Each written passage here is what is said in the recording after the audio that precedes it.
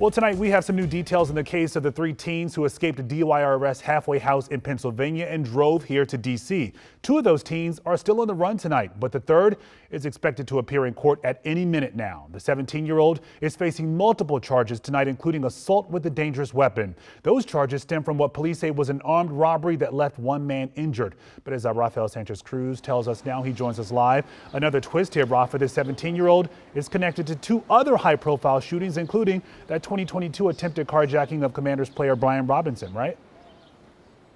Yeah, that's right, Lorenzo. We were able to get our hands on court documents, and any moment now, those two suspects involved in that armed robbery that happened on Sunday night on 8th Street, actually on 8th Street, right next to 8th Street in Northeast DC, are expected to be in court today. But we're going to focus on this 17-year-old who is expected to be in court. Like you mentioned, he's facing multiple charges, and we're learning more details about what happened. So we are told that three of those teenagers at the DYRS facility, it's called Clock Tower School in Glens Mill, Maryland, they escaped. They stole a car and drove 3 hours to DC, and then that car that was stolen was involved in that armed robbery, as we mentioned, on 8th Street Northeast. But now we're learning more details about this 17-year-old. It appears that multiple sources are telling us that he was also involved in the August shooting back in 2022 of, as you mentioned, Commanders player Brian Robinson,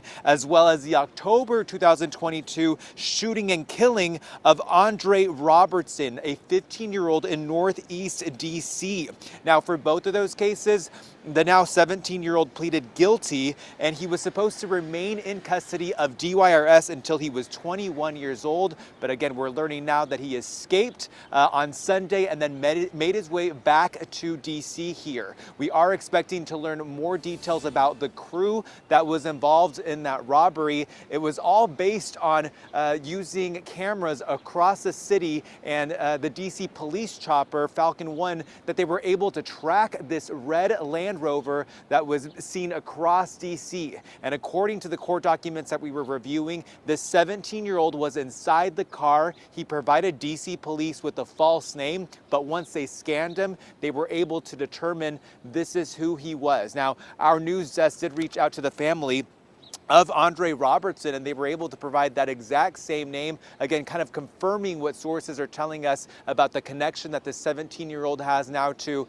3 shootings, at least here in the district. We, of course, are going to stay on top of it and continue gathering more information as this is all slowly unfolding. I want to make one thing clear. We did reach out to the school, the halfway house in Pennsylvania, where these 3 teens escaped, and we asked, how is it that they were able to get out? They say they still don't have an answer, but that they're working with DC police to be able to locate them once more. I'm live out of District Court. Rafael Sanchez-Cruz, WUSA 9. Yeah, you answered my question there, Rafa. I was trying to figure out how these 3 teens escaped anyway, and then got into a car and managed to drive to DC and allegedly commit more crimes. Yeah, someone needs to be held accountable here. Rafa, thank you.